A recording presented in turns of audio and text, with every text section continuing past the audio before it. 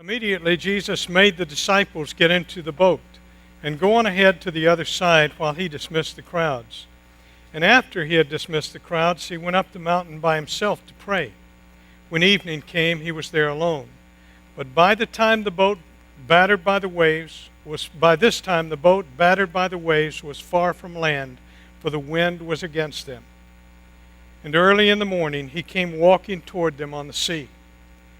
But when the disciples saw him walking on the sea, they were terrified, saying, "It's a ghost!" And they cried out in fear. And immediately Jesus spoke to them and said, "Take heart, it is I. Do not be afraid." Peter answered him, "Lord, if it is you, command me to come to you on the water." He said, "Come." So Peter got out of the boat, started walking on the water, and came toward Jesus.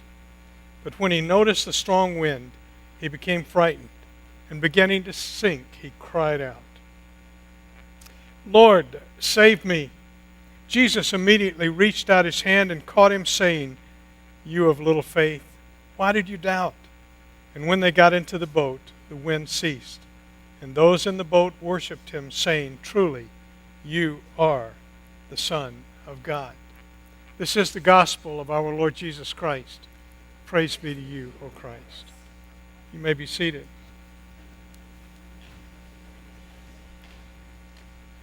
There's another passage today that is found in the 37th chapter of Genesis. It too is one of those lectionary passages, one of the readings that Christians across the world are reading today. They're happy. And that makes us happy, and they're excited by going to church, and that should make us happy too. We're going to take a look as well at this passage in the 37th chapter of Genesis. Genesis 37 tells the story of Joseph, at least in part, the beginning of that story. Joseph is one of Jacob's sons. He was a son born to Rachel, who had not been able to have children, and finally she has a child. And because he is born later in his father's life, and because his father had deeply loved his mother, his father dotes on Joseph and favors him above all his other sons, which causes no little anxiety and frustration among the other boys who are older and work hard. And seeing the way his father treats him, this young guy does what a lot of people do. He takes advantage of the situation. Now, this is going to come back to haunt you, but I'm going to ask you a question. How many 17-year-olds does it take to screw in a light bulb? One. They put the light in the socket and stand still, and the world revolves around them.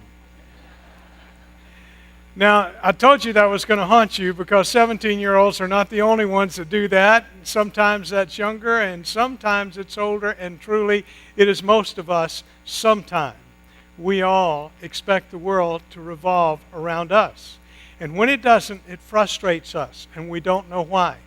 The story of Jesus walking on the water is a great story. I remember when I was in my college days, I was a folk singer and traveled somewhat across the South and different places, singing in coffee houses and other venues like that.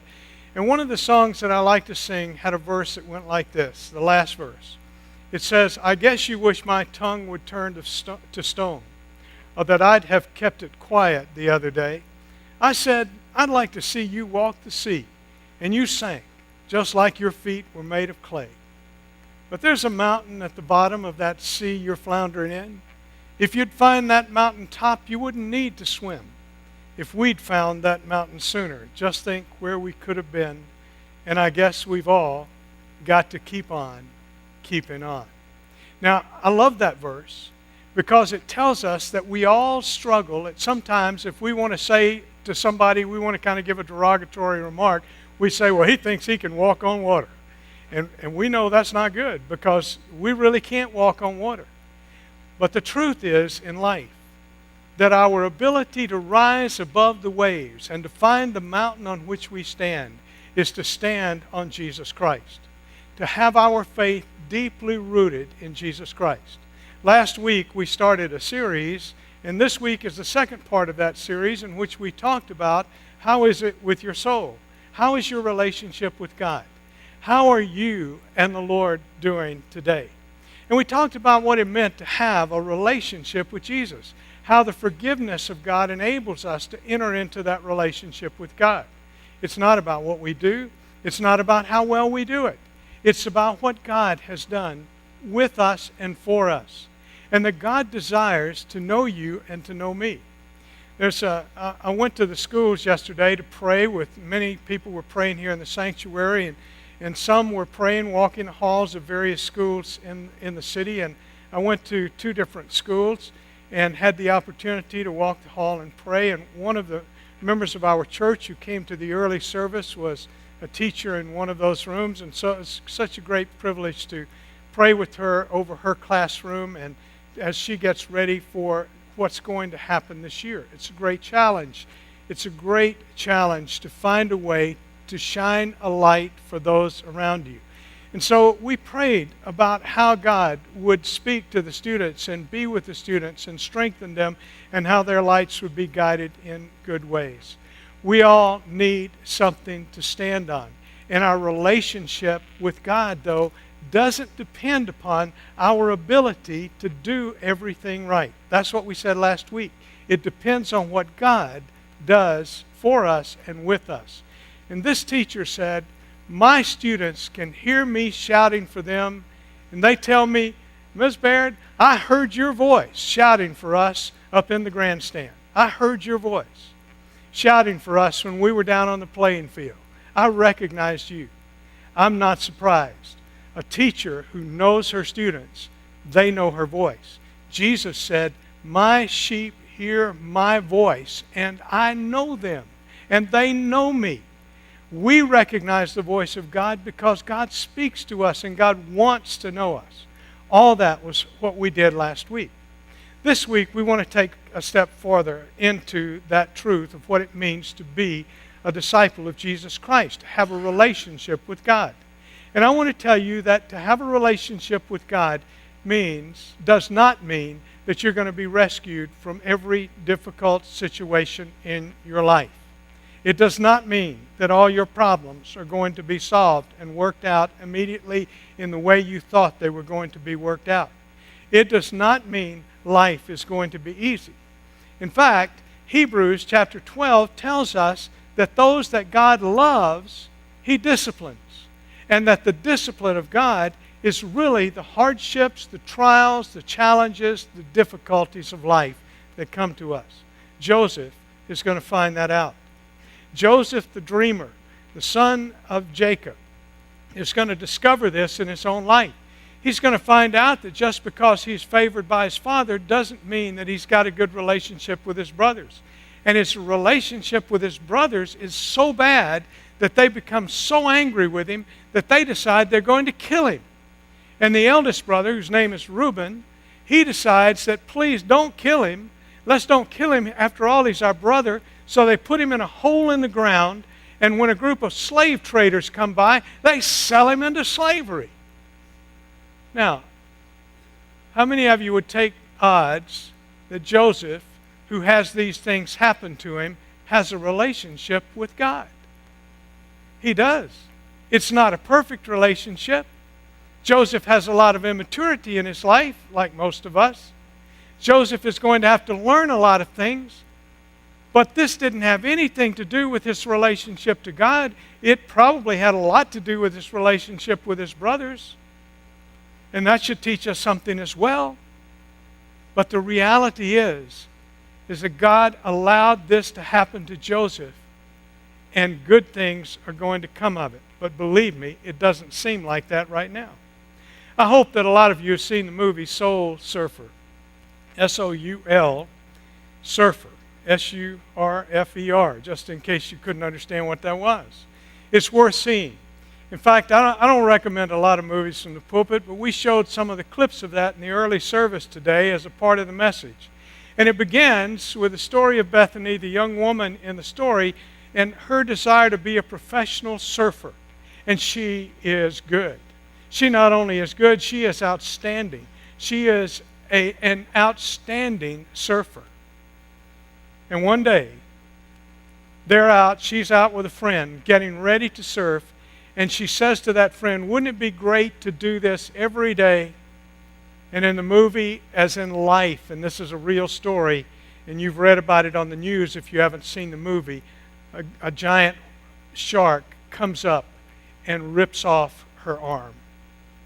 And she is left in shock on her surfboard. She can't say anything. She doesn't say anything. Her friends get her to the reef and take her in. They get her to the hospital, but her arm is gone. Her left arm doesn't exist anymore. That sense of balance that comes from both arms spread out is gone. She goes through the healing process and the difficulties of that, and goes to a friend one day who is, this is a deeply Christian young woman. She has a relationship with God. She had her arm bit off, folks. And she goes to her friend and the friend says, how you doing, Bethany? And she said, I'm doing okay, I'm doing good. People say I'm really doing good. She said, Bethany, you don't have to pretend with me. How are you doing? And she begins to tear up, and she begins to say something like this. She says, I know. I just don't understand. She said, I know that a lot of things happen and everything is in God's time. But I just don't see how this is God's plan for me. I don't understand how this could be God's plan for me. And her friend looks at her for a moment, in a long moment of silence, and then says to her, Bethany, I don't know why bad things happen. I don't know why they happen. But somehow God will bring something good out of this. You know, that's fine for somebody else to say, isn't it? It's fine for us to look at somebody else and say that, but to say it to ourselves, that's something that Bethany will have to come to on her own.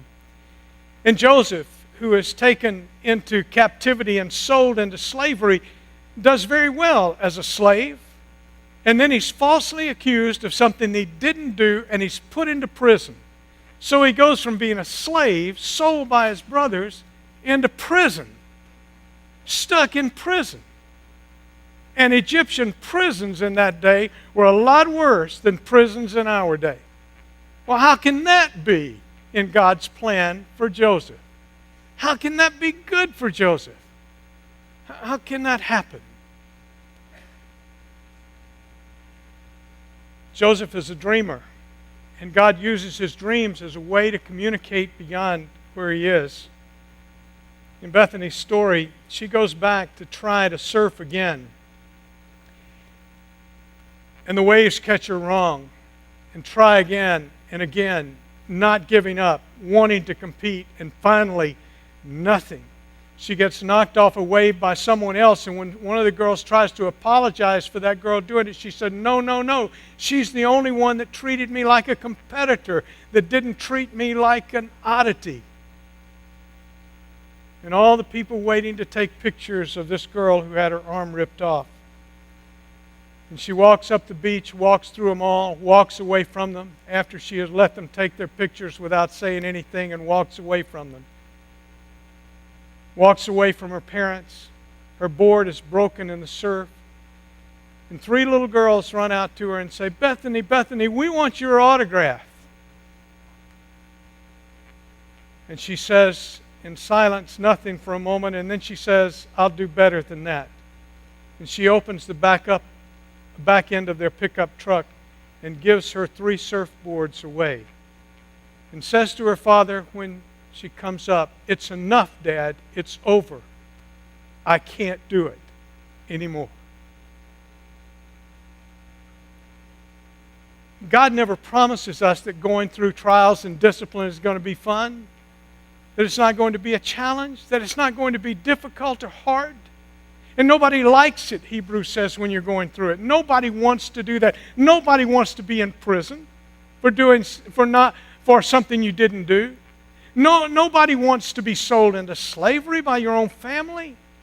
How can that be God's plan? How can having your arm bit off by a shark be God's plan? What can happen? What is the word? What do we need to hear? What is the word that we have lost sight of that is part of our faith? It is the word redemption. God is able to redeem the fallen. God is able to redeem the destruction. God is able to redeem that which was lost. God is able to bring back what could not be brought back. On Friday, Jesus hung on a tree and died, brutalized by the hands of others, mocked, beaten, for no reason other than being Jesus. The world turns dark that day. The earth quakes and the mountain splits, but he's still dead and his disciples are hiding away. Fear grips them.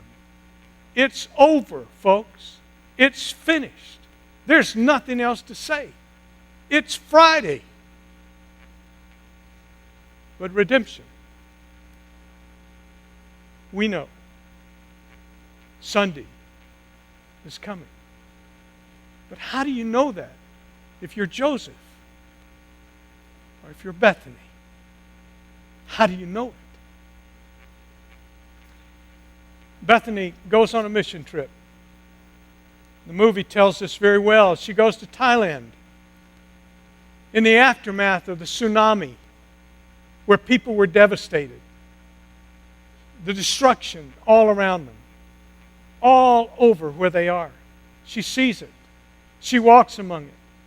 And she sits down in front of a woman who begins to thank them for coming, for giving them something to eat, for giving them encouragement and hope.